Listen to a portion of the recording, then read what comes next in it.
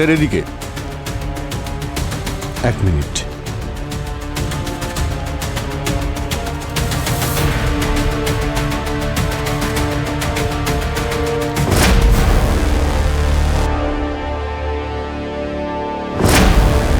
মনে হচ্ছে পেন্ট করতে করতে মারা গেছে।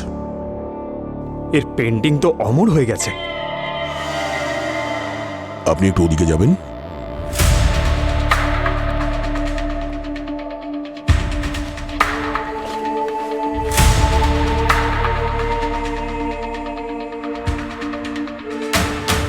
পেন্টিং এ যতগুলো স্ট্রোকস আছে একদমই ক্লিন। এই দেখতে পাচ্ছ এই শেষেরটা, অদ্ভুত না? মনে হচ্ছে এটা ওর শেষ স্ট্রোক ছিল।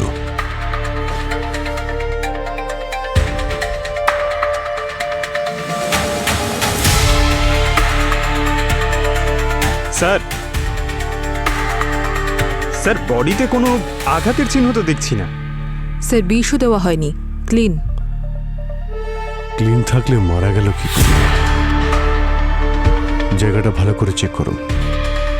খুন যখন হয়েছে তো প্রমাণ নিশ্চয়ই থাকবে।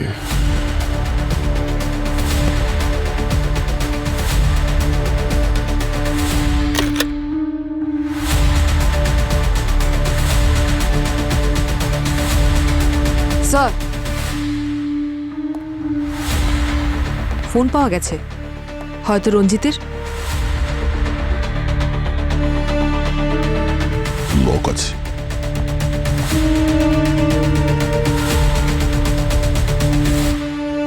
লাস্ট কল কোনো স্নেহা নামের মেয়েকে করেছো? স্নেহা?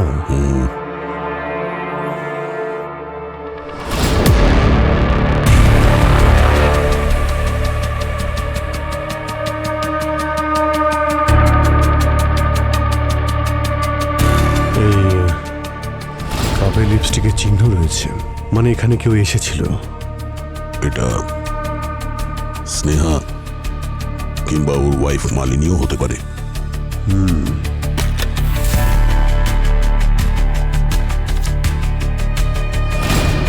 স্যার, এই ডায়েরি আর এই ফটোগুলো বক্সে পেলাম।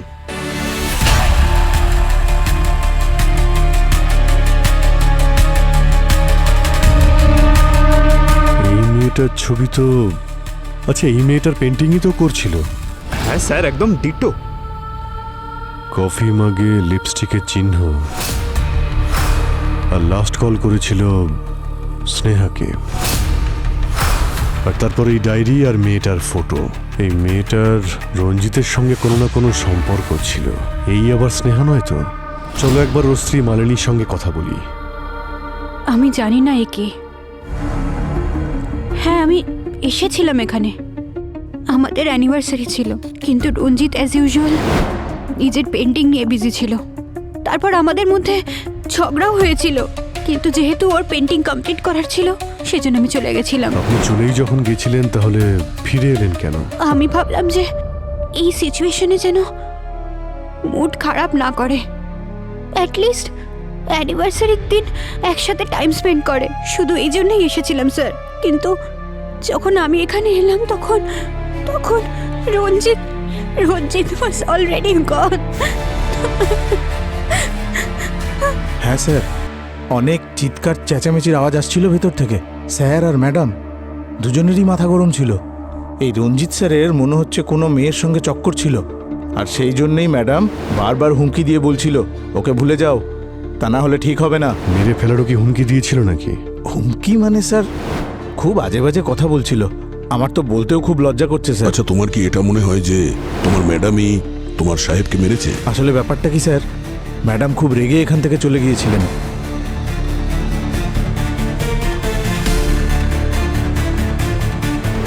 একটু পরেই ফিরে এসেছিলেন, আর তার ঠিক একটু পরেই না আমি স্যারের চিৎকারের আওয়াজ শুনেছিলাম। আমি দৌড়ে ভেতরে চলে গেলাম, তো আমি গিয়ে দেখলাম স্যার নিচে পড়েছিলেন, ম্যাডাম ওনার কাছেই দাঁড়িয়েছিলেন। স্যার, স্যার, এ কি করলেন আপনি ম্যাডাম? এ কি করলেন? তাই স্যার আমার মনে হচ্ছে ম্যাডামই স্যারকে খুন করেছেন। এই মেয়েটাকে কি চেনো তুমি? না স্যার। আচ্ছা, স্নেহা নামের কোনো মেয়ের কথা শুনেছিলে? ও রঞ্জিত স্যারের স্টুডেন্ট ছিল। রঞ্জিত স্যার একা কাজ করা পছন্দ করতেন, কিন্তু ও এখানে আসতো আর অনেক রাত পর্যন্ত ওনার সঙ্গে কাজ করার জন্য থেকে যেত। খুন হওয়ার আগে অন্য কেউ কি দেখা করতে এসেছিল এখানে? আমার থাকাকালীন তো সেরকম কেউ আসেনি। হ্যাঁ, মানে মাঝখানে আধ ঘন্টার জন্য আমি খাবার খেতে গিয়েছিলাম স্যার। সেই সময় যদি কেউ এসে থাকে তাহলে। মালিনী তো সোজা রঞ্জিতের ঘরে চলে গেল। হ্যাঁ স্যার, আর খুব রেগেছিল মনে হচ্ছে।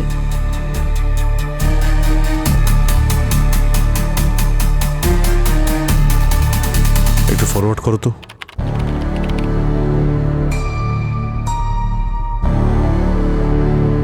এই এই মেয়েটা কি? জানি না স্যার। ও এই সময় এসেছিল যখন আমাদের এই ওয়াচম্যান সাহেব খাবার খাওয়ার জন্য গিয়েছিল, তাই না? হতে পারে স্যার। স্যার, ওর রেড হিলস আর জামা কাপড় বেশ দামি মনে হচ্ছে। যখন ওয়াচম্যান ভিতরে গেল ঠিক তার আগে মালিনী কতক্ষণ ছিল? স্যার প্রায় 10 মিনিট। আচ্ছা, ওই যে মেয়েটা যে ওর মুখটা ঢেকে রেখেছিল, ও কতক্ষণ ভিতরে ছিল? স্যার ও 10-15 মিনিট স্যার। 10-15 মিনিট তো কাউকে খুন করার জন্য যথেষ্ট। দুজনেই অনেক সময় পেয়েছে।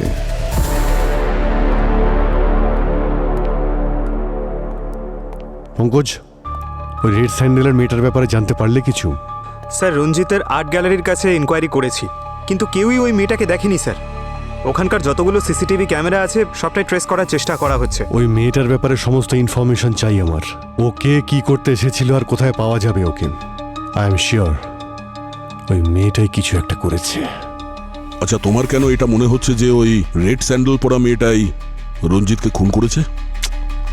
আরে ভাই, কারো বাড়িতে কেউ মুখ ঢেকে ভালো কোনো উদ্দেশ্য নিয়ে তো ঢুকবে না। দেখতে গেলে উদ্দেশ্য তো মালিনীরও ঠিক ছিল না। ওয়াচম্যান বলছিল না যে মালিনী আর রঞ্জিত অনেকক্ষণ ধরে ভেতরে ঝগড়া করছিল? তাহলেও এতটা সময় যখন ভেতরে ছিল, যা খুশি হতে পারে। হ্যাঁ, হতে পারে, কিন্তু হাজব্যান্ড আর ওয়াইফের মধ্যে ঝামেলা তো হতেই পারে না। এর মানে এটা তো নয় যে কেউ কাউকে খুন করে দেবে। ওর হাজব্যান্ড মারা গেছে, একটু তো সিম্প্যাথি দেখাও। আমার ডিউটি সিম্প্যাথি দেখানোর জন্য নয়, কেস সলভ করার জন্য। আর এমনিতেও তুমি কিভাবে জাজ করবে? হ্যাঁ,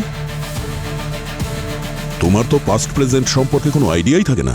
কি বললে? হ্যাঁ, কি বললে কি তুমি? দেখো, তুমি কিন্তু প্রফেশনাল আর পার্সোনাল বিষয় গুলিয়ে ফেলছো দয়া, বুঝেছো? আমি তো তোমাকে এটাই বোঝানোর চেষ্টা করছি যে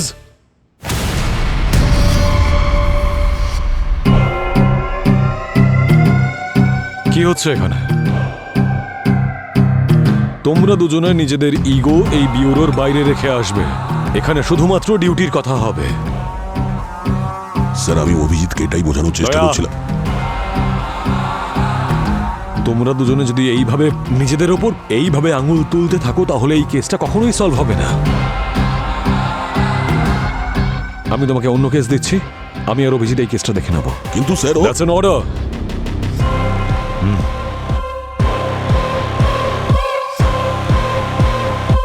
ইয়েস স্যার।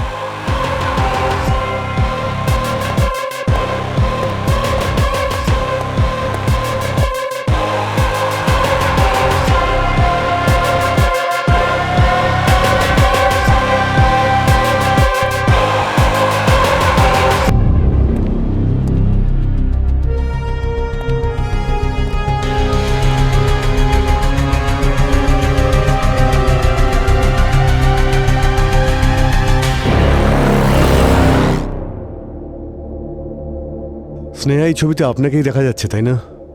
আপনি কি করে বলতে পারেন এটা আমি? ম্যাডাম, প্রশ্ন আমরা করব আর উত্তর আপনি দেবেন।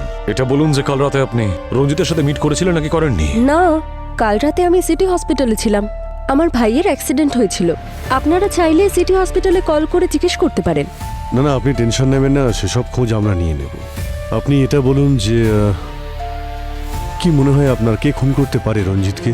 না, আমার কারোর উপর ডাউট নেই, কিন্তু আমি রঞ্জিতকে 2-3 বার ফোনে ঝগড়া করতে শুনেছি কারোর সাথে। যখন জিজ্ঞেস করেছি তখন বলেছে কাজের প্রেশার, কিন্তু আসল ব্যাপারটা অন্য ছিল। ও নিজের সব পেন্টিংস কভার করতে শুরু করে দিয়েছিল আর ওর স্টুডিওর সব লক চেঞ্জ করিয়ে দিয়েছিল। ওই আর্গুমেন্ট যেদিন হয়েছিল ডেটটা মনে থাকলে এতে লিখে দিন। স্যার স্যার ওই মেয়েটা যার ফটো আমরা রঞ্জিতের স্টুডিওতে পেয়েছিলাম ওর বিষয়ে জানতে পেরেছি। ওর নাম হলো কাজল। কাজল রঞ্জিতের স্টুডেন্ট ছিল, আর কিছুদিন আগে ও রঞ্জিতের বিরুদ্ধে একটা এফআইআরও করেছিল রিলেশনশিপে চিটিং করার জন্য। আর স্যার কিছুদিন পর এফআইআরটা তুলেও নিয়েছিল আর দিল্লিতে বাবা মায়ের কাছে চলে গিয়েছিল। পঙ্কজ পুরবি, তোমরা দিল্লি রওনা হও এক্ষুনি, সব এনকোয়ারি করে এসো। Okay? I am sorry sir, but that's not possible. 1 মাস আগে কাজল সুইসাইড করেছিল। হোয়াট?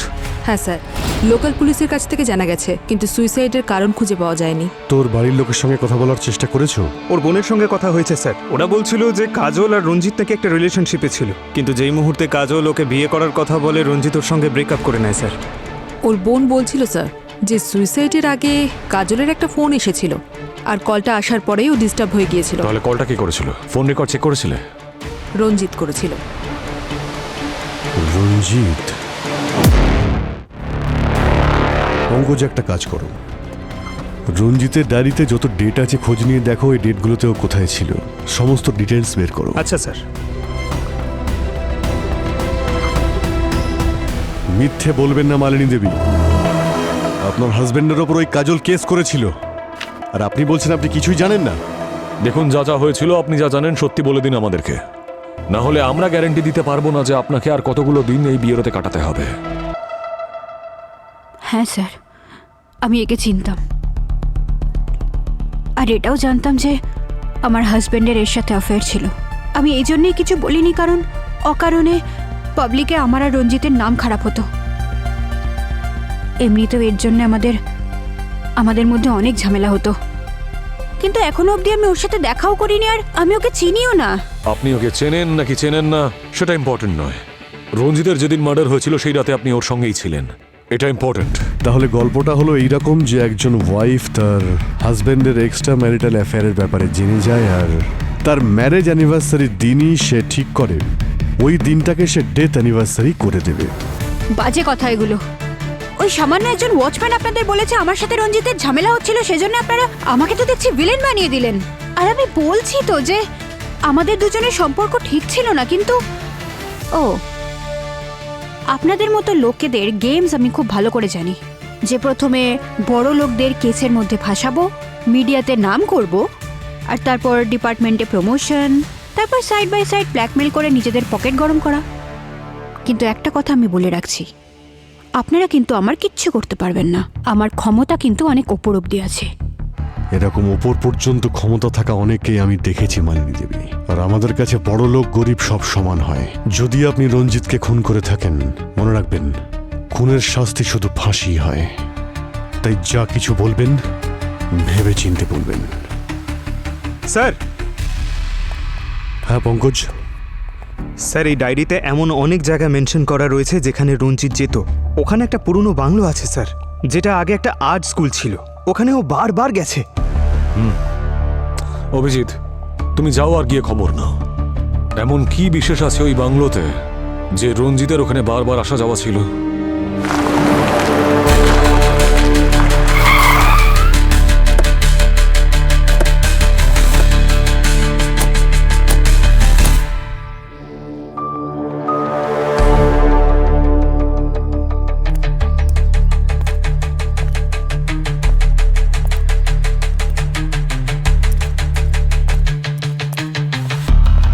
স্যার,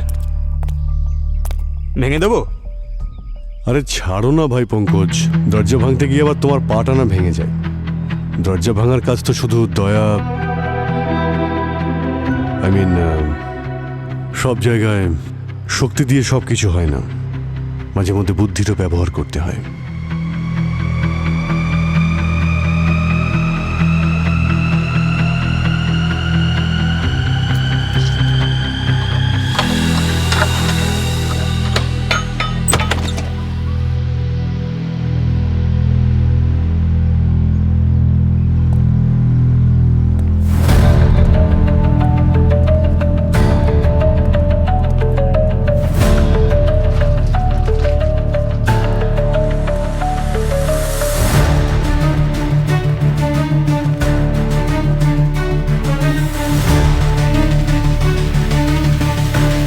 এতগুলো পেন্টিং!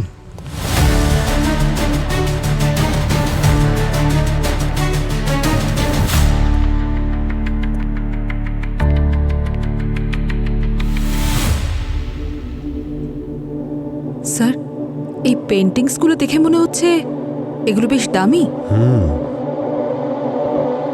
রঞ্জিত কি এখানে পেন্টিং এর জন্যই আসতো নাকি? স্যার, এই রঞ্জিতের মৃত্যুর পিছনে নিশ্চয়ই অন্য কারণ আছে। ঠিক বলেছ। একটা কাজ করো, বাংলোটাকে সিল করে দাও। খোঁজ নিয়ে দেখো বাংলোটা কার, আর এই সমস্ত পেন্টিংগুলো তোলো।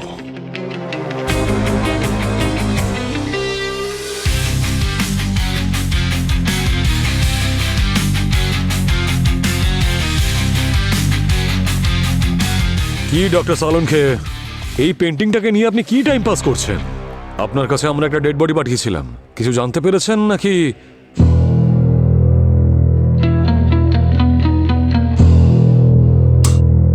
আরে অভিজিৎ, বড় অদ্ভুত কেস নিয়ে তুমি এসেছো। কেন, কি হয়েছে?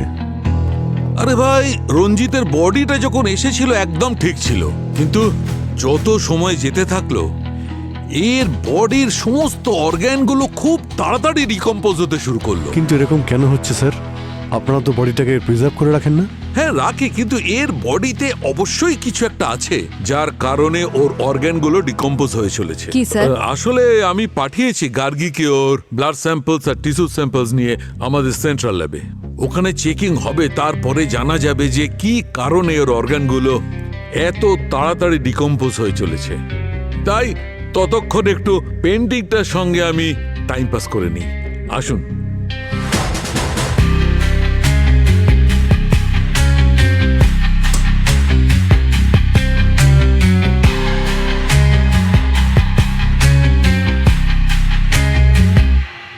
এই দেখুন, পেন্টিং এর সঙ্গে টাইম পাস করে আমি কি পেয়েছি।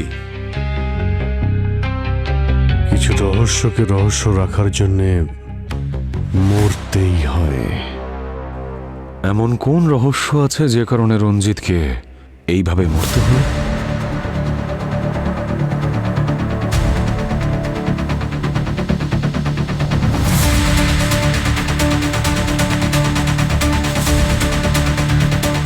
পঙ্কজ,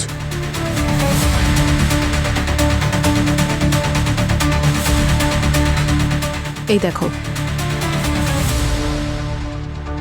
অভিজিৎ স্যারকে ফোন করছি। আরে স্যার, আপনাকেই ফোন করছিলাম। স্যার এই দেখুন। স্যার, আমি রঞ্জিতের ব্যাকগ্রাউন্ড চেক করছিলাম। ওর একটা সোশ্যাল মিডিয়া পোস্ট দেখতে পেলাম। জানতে পেরেছি যে আরও একটা মেয়ে রঞ্জিতের উপর চিটিং এর অ্যালিগেশন এনেছিল, কিন্তু এ কোনো এফআইআর ফাইল করেনি। ওর নাম আকাঙ্ক্ষা। তার মানে সিসিটিভিতে যাকে দেখা গিয়েছিল সে আকাঙ্ক্ষাই, যে ওই রাতে রঞ্জিতের আর্ট গ্যালারিতে গিয়েছিল। খোঁজ নাও, গিয়ে মিট করো ওর সঙ্গে। বিখ্যাত পেন্টার রঞ্জিতের মৃত্যুর পেছনে কার হাত রয়েছে সেই রহস্য এখনো রহস্যই আছে, কিন্তু এখন যখন সিআইডি ইনভলভ হয়েছে এই কেসে, তখন নিশ্চয়ই আমরা খুনিকে শনাক্ত করতে পারবো। কিন্তু এই মুহূর্তে আপনারা আমাদের সাথে থাকুন। আপনাদের মধ্যে আসছে কিরণ, রহস্য উদ্ঘাটন করতে, যে রহস্য আসলে একটা স্ক্যাম, যেটা আপনার রাতের ঘুম কেড়ে নিতে পারে। সুনীল, আমাকে তো একটু হেল্প করতে পারো? সারাদিন বসে বসে টিভিই দেখে যাও। নমস্কার দর্শক, আমি হলাম কিরণ, দেখছেন সেকেন্ডস রিপোর্ট। আপনাদেরকে স্বাগত জানাই। সুনীল, কখন থেকে চিৎকার করছি, কিন্তু তুমি তো টিভি দেখা থেকে বিরতিই নিতে পারছো না। তাজা খবর, শুধু তুমি খ্যাচখ্যাচ করো, শান্তিতে একটু টিভিও দেখতে দেবে না। সেই সত্য ঘটনাগুলো তুলে নিয়ে আসি। আচ্ছা তাই বুঝি? আর এর গলা তো কোকিলের মতো লাগে তোমার, তাই না? এখানে বসে তুমি কোনো নিউজ টিউজ দেখো না, এই বাজে মেয়ে কিরণকে দেখার জন্য তুমি টিভি অন করো।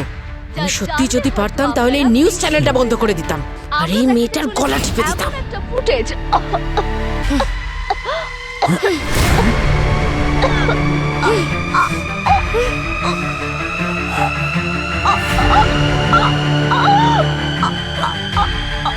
এই তো মরে গেল।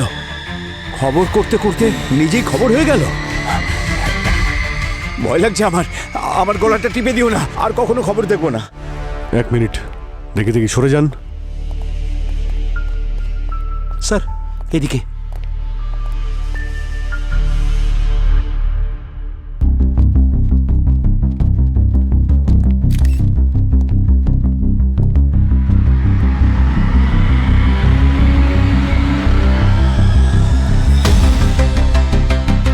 ইয়েস ডক্টর গার্গী, জানতে পারলে কিছু? বিষ দিয়ে মারা হয়েছে ওকে। বিষ?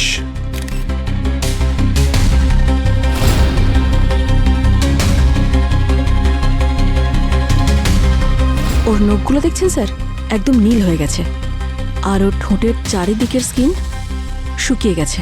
It's a clear case of poison.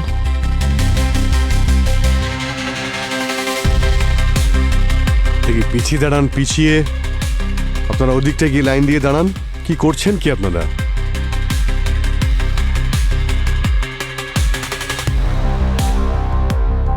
স্টুডিওটাকে ভালো করে চেক করো। বিষ এখানে দেওয়া হয়েছে মানে কোনো না কোনো এভিডেন্স তো অবশ্যই থাকবে।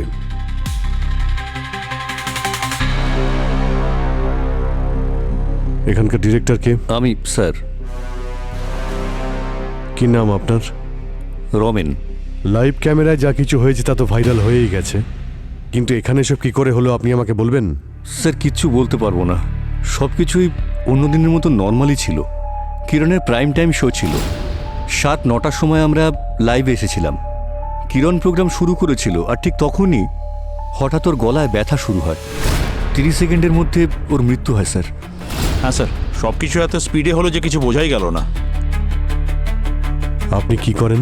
স্যার আমি এখানকার ফ্লোর ম্যানেজার নাদিম। এখানকার যতগুলো ফুটেজ আছে সবই চাই আমার। Okay sir. আর কিরণের মৃত্যুর আগে ও কার কার সঙ্গে দেখা করেছিল? স্যার টেলিকাস্টের একটু আগেই আমি ওকে কিরণের কাছাকাছি দেখেছিলাম। আমি ছিলাম তো, কি হয়েছে স্যার? ও এখানকার স্টার ছিল, অফিসে যেই আসতো ওর সঙ্গে দেখা করতে চাইতো। কিন্তু স্যার আপনারা সমস্ত প্রশ্ন আমাকে কেন করছেন? এই যে নয়না আছে, নয়নাকে জিজ্ঞাসা করুন। স্যার আমি নয়না আর কিরণকে না, প্রত্যেককে জেলে ঢুকিয়ে দেবো, ছাড়বো না আমি কাউকে। কোথায় আছে সব বাইরে বেরো। কিরণকে মেরে ফেলেছো তোমরা সবাই। এক মিনিট, ওনাকে ছাড়ো। কে আপনি? স্যার আমি কিরণের হাজবেন্ড। আই এম শিওর এরাই দোষী, কিরণকে মেরে ফেলেছে এরা সবাই। আপনি বলুন এত সিকিউরিটির পরও ওকে কেউ কিভাবে মারতে পারে? আপনি কোথায় ছিলেন যখন কিরণ মারা যায়? স্যার আমি নিজের বাড়িতেই ছিলাম, কিরণের সাথে এইসব হচ্ছিল আর আমি কিচ্ছু করতে পারিনি। দাঁড়িয়ে সব দেখতে হলো আমাকে। আমার চোখের সামনে কিরণ দম বন্ধ হয়ে মারা গেল স্যার, আমি কিচ্ছু করতে পারলাম না ওর জন্য। আচ্ছা মিস্টার কবির, আপনি কাউকে সন্দেহ করেন? স্যার আমি তো বললাম এরা সবাই এনাদের সবাইকে আমি জিজ্ঞাসাবাদ করছি, ইনভেস্টিগেশন চলছে। এনাদের ছাড়া আর কাউকে সন্দেহ হয় আপনার? আই মিন কিরণের সঙ্গে কারোর কোনো ঝামেলা হয়েছিল বা আপনার কোনো শত্রু? স্যার জোর দিয়ে আমি তেমন কিছু বলতে পারবো না, কিন্তু কিরণ কিছুদিন ধরে টেনশনে ছিল। আমি ওকে জিজ্ঞেস করলাম যে কি হয়েছে, আমাকে বলতে পারো তো, কিন্তু ও বললো যে অফিসে অনেক কাজ আছে, অনেক স্ট্রেস। দেন আই থট যে এটা মিডিয়া লাইন, স্ট্রেস থাকা স্বাভাবিক, তাই। কিন্তু স্যার আমি আপনাকে বলে দিচ্ছি এরা সবাই মিলেই ওকে মেরেছে। ঠিক আছে, সেটা আমরা এদেরকে ধরুন, ছাড়বেন না কাউকে। দেখছি। আচ্ছা ওনাকে বসাও ওনাকে। আপনি বসুন। বসুন। আমি একটু পরে আপনার সঙ্গে কথা বলছি, বসুন আপনি।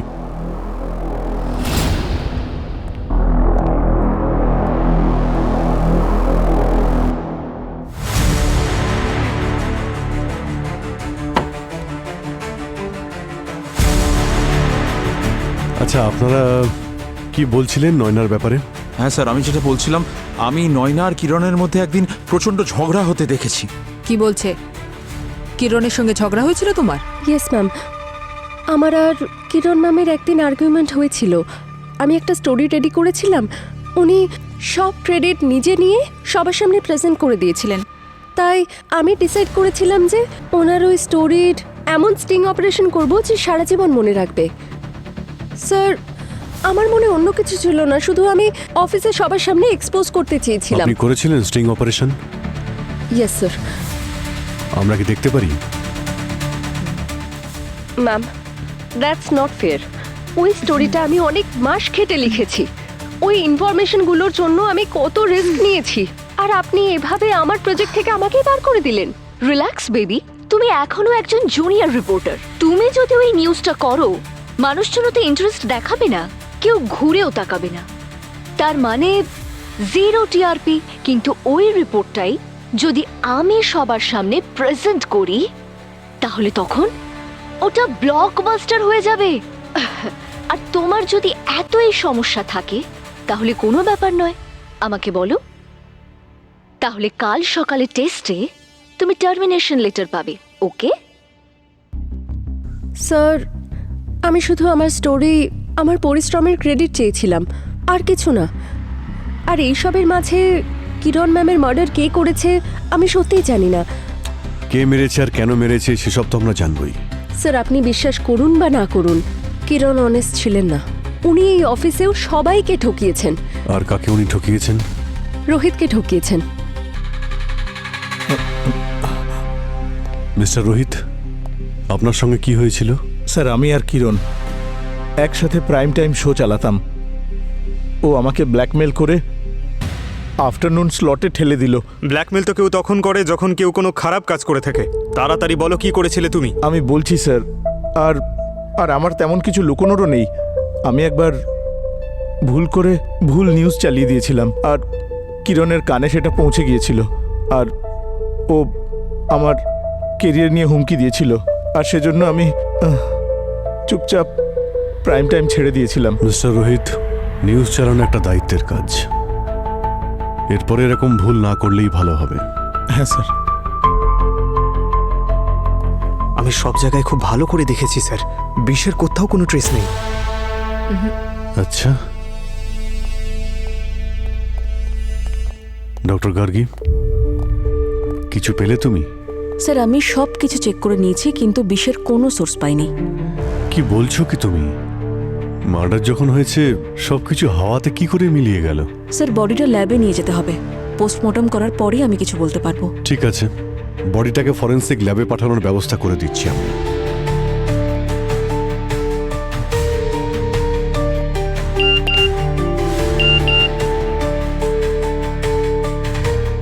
স্যার, স্যার যে মেয়েটা রঞ্জিতের বিরুদ্ধে সোশ্যাল মিডিয়ায় কমপ্লেন করেছিল ওকে পাওয়া গেছে। কে সে? ওর নাম আকাঙ্ক্ষা। আকাঙ্ক্ষা? কেউ যদি আমার ক্ষতি করার চেষ্টাও করে তাও আমি তাকে কিছু বলবো না। আচ্ছা, প্রতিশোধ নিতেও নয়? What do you mean? I mean আকাঙ্ক্ষা, তুমি যে সোশ্যাল মিডিয়ায় পোস্টটা করেছিলে রঞ্জিতের বিরুদ্ধে রাগ করে, সেটা দেখে মনে হয়নি রঞ্জিতকে তুমি এমনি ছেড়ে দেবে। রঞ্জিত আমায় চিট করেছিল। আমি কোনোদিন জানতেই পারলাম না যে ও ম্যারিড। আমি ডিপ্রেশনে চলে গিয়েছিলাম, অনেক কষ্টে ওভারকাম করেছি। আর ম্যাম, আজকাল সোশ্যাল মিডিয়া সব থেকে সেফ জায়গা নিজের অ্যাঙ্গার আর ডিপ্রেশন বের করার জন্যে। আপনি ওখানে হাজার হাজার পোস্ট পাবেন এরকম। আচ্ছা, সেই হাজারটা লোক রঞ্জিতের আর্ট গ্যালারিতে নিশ্চয়ই যেত না? এর তো মুখ ঢেকে আছে ম্যাম। আপনি কি করে শিওর হচ্ছেন যে এটা আমি? কাল রাতে কোথায় ছিলে তুমি? নিজের বাড়িতে। আমার স্টামাক আপসেট ছিল উইথ এ লিটল ফিভার। আমি ওষুধ খেয়ে ঘুমাচ্ছিলাম। কোনো প্রুফ আছে তোমার কাছে? ম্যাম আমি একা থাকি। এবার একা থাকলে আমি প্রুফ কোথা থেকে দেব? আপনি তো একজন সিআইডি অফিসার, খোঁজ নিয়ে জেনে নিন। সে তো আমি অবশ্যই জানবো। স্যার, আমি আকাঙ্ক্ষার ফোনের লোকেশন চেক করেছিলাম, ও ঠিকই বলেছে রঞ্জিতের মার্ডারের সময় ও বাড়িতেই ছিল। স্যার, ওই বাংলোটা যে আছে সেটা কিন্তু রঞ্জিতের নামেই রয়েছে। রঞ্জিতের নামে? এত দামি পেন্টিং যেটা বিক্রি করে কয়েক লাখ টাকা কামানো যায়, সেটা আর্ট গ্যালারিতে রাখার বদলে ওখানে ওই পুরনো বাড়িতে কেন রাখতে গেল? স্যার, ওই স্নেহা যে বলছিল রঞ্জিতের সঙ্গে কার নাকি ঝামেলা হতো, ওই ডিটেল থেকে একটা কমন নাম্বার সামনে এসেছে, বিক্রম নামের কেউ। একের পর এক চরিত্র দেখছি বেড়েই চলেছে এখানে। এই বিক্রমের অ্যাড্রেস কি আছে? ওকে, কি এলো এখন আবার?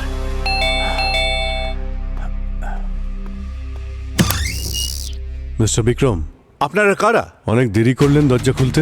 আরে এ কি অসভ্যতা! কি করছিলেন আপনি? হ্যাঁ, আমি তো ওয়াশরুমে ছিলাম। আপনারা কারা? আমরা সিআইডির লোক। সরি স্যার, একটু বেশি রিঅ্যাক্ট করে ফেলেছি। কাল রাতে আপনি কোথায় ছিলেন? এখানেই ছিলাম, বাড়িতে। রঞ্জিতকে নিশ্চয়ই আপনি চেনেন। আরে ওকে কে চেনে না স্যার, 1 নম্বরের ফ্রড আর অত্যন্ত ভাঁওতাবাজ। ও তো নামকরা পেইন্টার ছিল। আরে কি এমন পেইন্টারও অন্যদের স্টাইল আর আইডিয়া কপি করে এস্টাবলিশ করেছে নিজের ক্যারিয়ার। আমার স্টাইলও কপি করেছিল ও স্যার। শুধু এইটুকুর জন্য ওকে খুন করলে? আরে কি কথা বলছেন আপনারা? আমি কোনো মার্ডার ফার্ডার করিনি, ট্রাস্ট মি। আপনার সঙ্গে ফোনে নাকি প্রায় ঝামেলা হতো ওর সঙ্গে, শুনেছি আপনি হুমকিও দিয়েছিলেন। স্যার সেদিন ও আমাকে এত বাজে বাজে কথা বলেছিল, যাতে কিছু খারাপ কথা আমিও বলেছিলাম ওকে। That's it. আর রাগের মাথায় মানুষ তো অনেক কিছুই খারাপ কথা বলে ফেলে। তার মানে তো এই নয় স্যার আমি ওকে মার্ডার করেছি।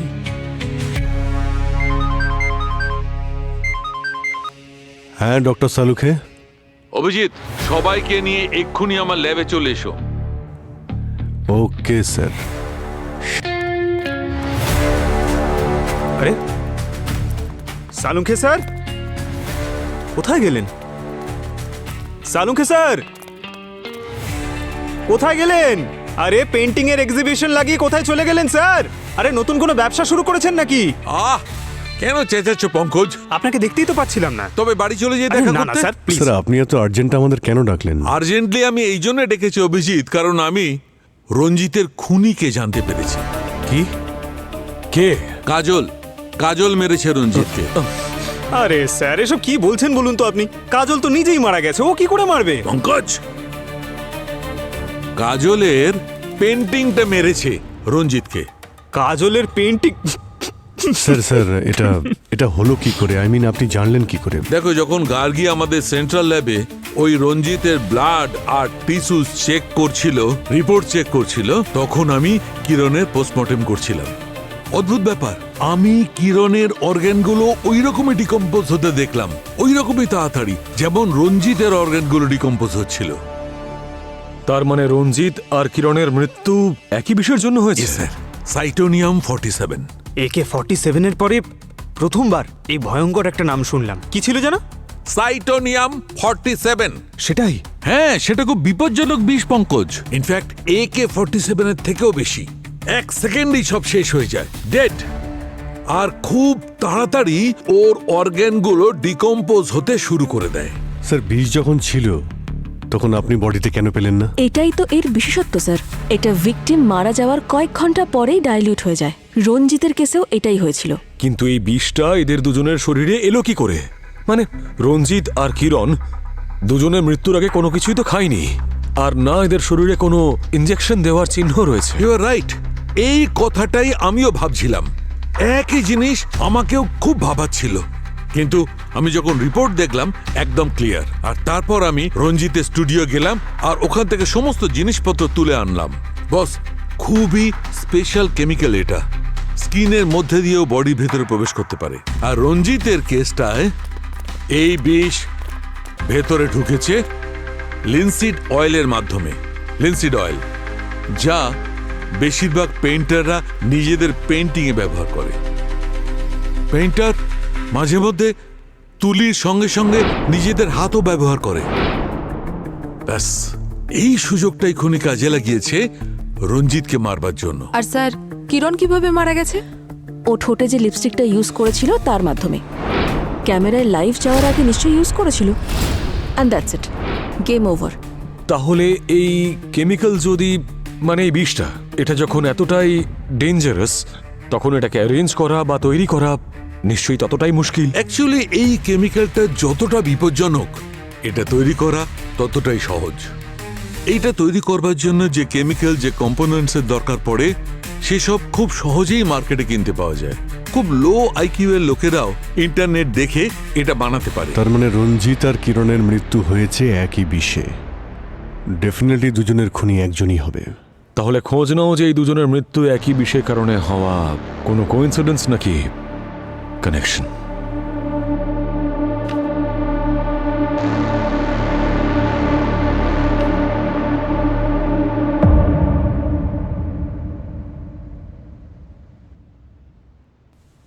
স্যার স্যার কিরণের জিনিসপত্র থেকে আমরা কিছু ফেমাস পেইন্টারের পোর্টফোলিও পেয়েছি আর কিছু পেইন্টিংসের ফটোজ। এই দেখুন, এটা এটা এই পেন্টিংটা, এটা তো ওই পেন্টিংটা যেটা রঞ্জিতের বাংলোতে দেখেছিলাম। তার মানে এই কেসে শুধু মার্ডারই নয়, নকল পেন্টিং তৈরি করার একটা অ্যাঙ্গেলও রয়েছে। একটা কাজ করো, রঞ্জিতের বাংলো থেকে যতগুলো পেন্টিং পাওয়া গেছিল সব বিউরোতে নিয়ে এসো।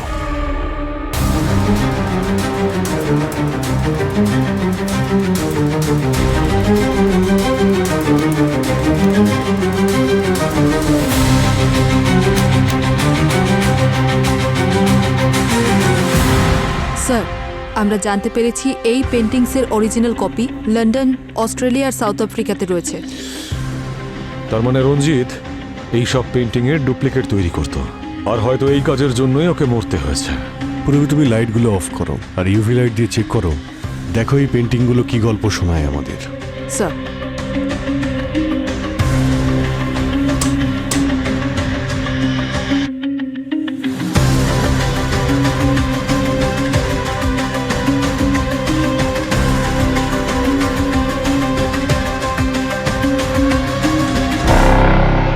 এই পেন্টিংগুলো বিক্রি করার জন্য হয়তো এই কোডটা প্রয়োজন।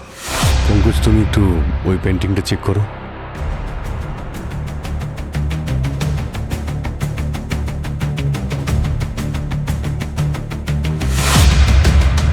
এই ফ্লাওয়ারের চিহ্ন ওই পেন্টিংয়েও ছিল আর এই পেন্টিংয়েও আছে। আচ্ছা, এক কাজ করো, এটা দেখো তো। এই দেখুন স্যার, সব পেন্টিংয়ে কোড দেওয়া আছে আর ফ্লাওয়ারের চিহ্ন। এই ফ্লাওয়ারের চিহ্ন আমি কোথাও দেখেছি।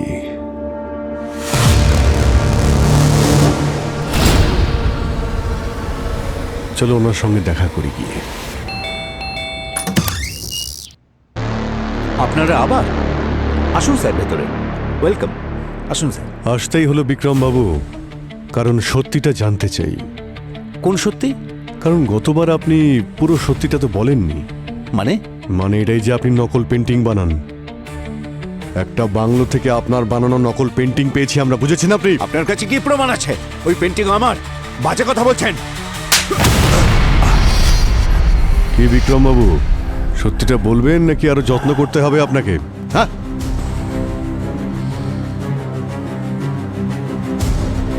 হ্যাঁ স্যার, আমি আমার পেন্টিংয়ের সিগনেচারের সাথে সাথে একটা ফ্লাওয়ারও বানিয়ে দিই। অনেক টাকা পাই স্যার নকল পেন্টিংয়ের জন্য। কন্ট্রাক্ট কে দেয় জানি না স্যার, কখনো দেখিনি তাকে। ইনফ্যাক্ট আমি গলাও শুনিনি কখনো। আমি শুধু পেন্টিংটা বানিয়ে বাংলোর বাইরে রাখতাম। সেখানে আমি টাকা আর একটা লেটার পেতাম। তার ভেতর থাকতো যে পেন্টিং বানাতে হবে তার ফটো। তা এইসব নিয়ে রঞ্জিতের সঙ্গে কেন ঝগড়া হলো? তেমন কিছু না, ও আমার ইল্লিগাল কাজের ব্যাপারে জানতে পেরে গিয়েছিল। আমাকে হুমকি দিচ্ছিল, বলেছিল আমি কাজ বন্ধ না করলে সবার সামনে আমাকে এক্সপোজ করে দেবে। স্যার, রঞ্জিতকে মারা হয়েছে কারণ ও নকল পেন্টিংসের বিজনেসকে এক্সপোজ করতে চেয়েছিল। কিন্তু কিরণকে মারা হলো কেন? খুনির সাথে ওর কি সম্পর্ক? কিছু তো ব্যাপার রয়েছে, না হলে খুন করবেই বা কেন? স্যার, এই বিক্রমের কথায় আমরা বিশ্বাস করতে পারি না স্যার। এই কেসটাতে সবাই মিথ্যে কথা বলছে। ক্রিমিনাল আবার কবে সত্যি বলে পঙ্কজ? এটা তো আমাদের কাজ, খুনিকে ধরা আর সত্যিটাকে সবার সামনে আনা। যতক্ষণ না এই কেসের সমস্ত সূত্র পাচ্ছি, এই বিক্রম আমাদের র্যাডারেই থাকবে। এখন আমাদের লক্ষ্য হলো ওই লাল স্যান্ডেল পরা মেয়েটা। স্যার, রঞ্জিতের পুরনো বাংলোতে যেখানে নকল পেন্টিংসগুলো পাওয়া গিয়েছিল, ওর আশেপাশে যতজন ছিল সবার নাম্বার ট্রেস করেছি। একটা নাম দেখে আপনিও চমকে যাবেন। এই দেখুন, সূত্র পেয়ে গেছি।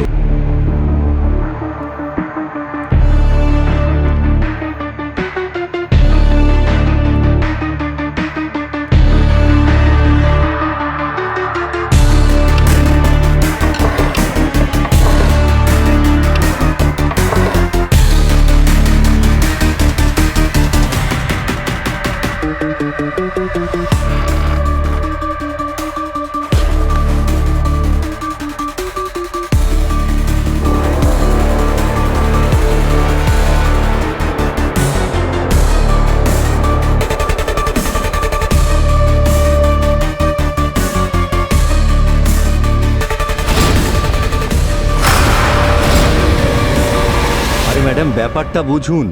এনআরআই পার্টি অনেক বড়। আরে বস বলেছেন এখন নয়, এখন রিস্কি হয়ে যাবে। সিআইডি বিক্রম অব্দি পৌঁছে গেছে আর সব পেন্টিংও সিজ করে দিয়েছে। ওকে বলো একটু টাইম লাগবে। ম্যাডাম, ওদের তাড়া আছে, তাই তো 5টা পেন্টিংয়ের জন্য 2.5 কোটি টাকা দিচ্ছে। এই ডিলটা হয়ে যাক, তারপর বেশ কিছু মাস চুপচাপ থাকা যাবে। Hello hello ma'am. আচ্ছা ঠিক আছে ঠিক আছে, আমি পেন্টিং অ্যারেঞ্জ করে টাইম আর লোকেশন বলে দিচ্ছি। আর হ্যাঁ, ক্লায়েন্টকে বলবে পুরো পেমেন্টটা যেন ক্যাশে দেয়, আর সেটাও ইন্ডিয়ান কারেন্সি। ওকে, ডান ম্যাম।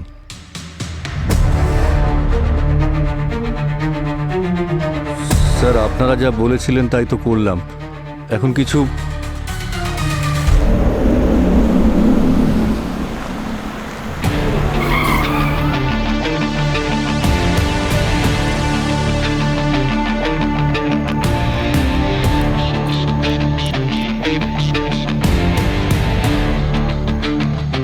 হ্যালো স্যার, উনি আমাদের ক্লায়েন্ট। ক্লায়েন্ট তো ঠিক আছে, কিন্তু ক্যাশ কোথায়? ক্যাশ তো আছে স্যার, গাড়িতে রাখা। আসুন। দুটো পেন্টিংস নিয়ে যাও, বাকি ক্যাশ পাওয়ার পর পিছনে রাখা আছে। Okay sir.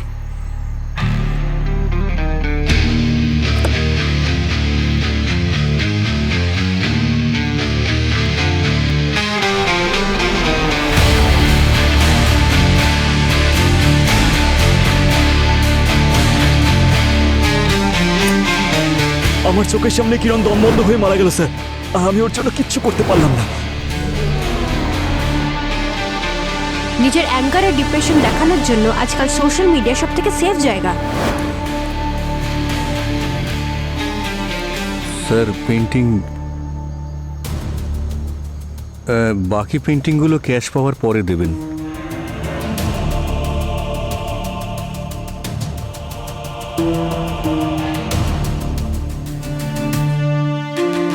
ক্যাশ। ক্যাশ।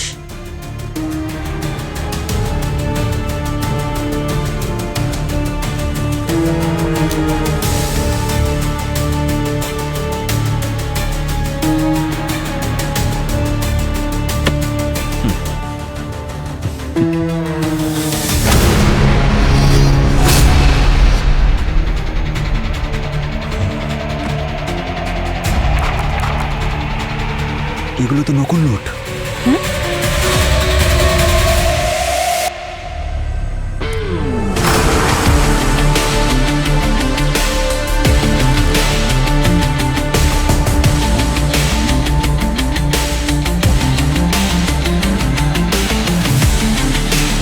লাউ গাছ লাগালে আম পাবে কোথা থেকে মিস্টার কবির?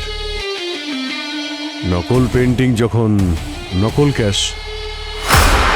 সিআইডি?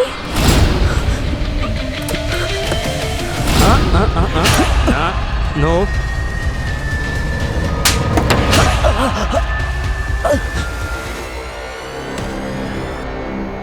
স্যার, রঞ্জিত আমার নকল পেন্টিংসের বিজনেসের ব্যাপারে জানতে পেরে গিয়েছিল। ও বলেছিল যে আমার এই বিজনেসটা বন্ধ করতে হবে, না হলে ও আমাকে সবার সামনে এক্সপোজ করে দেবে। কিন্তু যখন আমি বিজনেসটা বন্ধ করলাম না, তখন ও কিরণের সাথে দেখা করলো যাতে মিডিয়ার সামনেই কথাগুলো আসতে পারে। রঞ্জিত জানতো না যে কিরণ তোমার ওয়াইফ? না স্যার, কিরণ আমার ওয়াইফ হওয়ার সম্পূর্ণ সুযোগ নিয়েছে।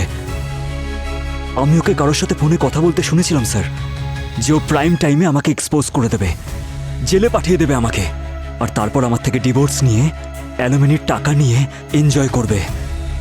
স্যার, রঞ্জিত আর কিরণকে রাস্তা থেকে সরিয়ে দেওয়ার জন্য আমি একটা প্ল্যান করলাম, আর সেটার জন্য আমি আকাঙ্ক্ষাকে পাশে পেলাম। কারণ আমি আকাঙ্ক্ষা আর রঞ্জিতের পাস্টের ব্যাপারে অনেক কিছু জানতাম, আর আমি এটাও জানতাম যে ও অবশ্যই প্রতিশোধ নেবে। রঞ্জিতের মতো চিটার মারা গেছে ঠিকই হয়েছে। আই এম গ্ল্যাড আমার হাতেই মরেছে, সেজন্যই আমি ওর সাথে হাত মিলিয়েছিলাম। যেদিন আমি রঞ্জিতের সাথে দেখা করতে গেছিলাম, সেদিন ওর পেন্টিং অয়েলটা আমি চেঞ্জ করে দিয়েছিলাম পয়জন অয়েলের সাথে। আর ঠিক সেইভাবেই আমি বাড়িতে কিরণের লিপস্টিকটা চেঞ্জ করে দিয়েছিলাম। এবার দেখো কিভাবে চেঞ্জ হয় তোমাদের লাইফ, যখন জেলের মধ্যে তোমরা পচে মরবে।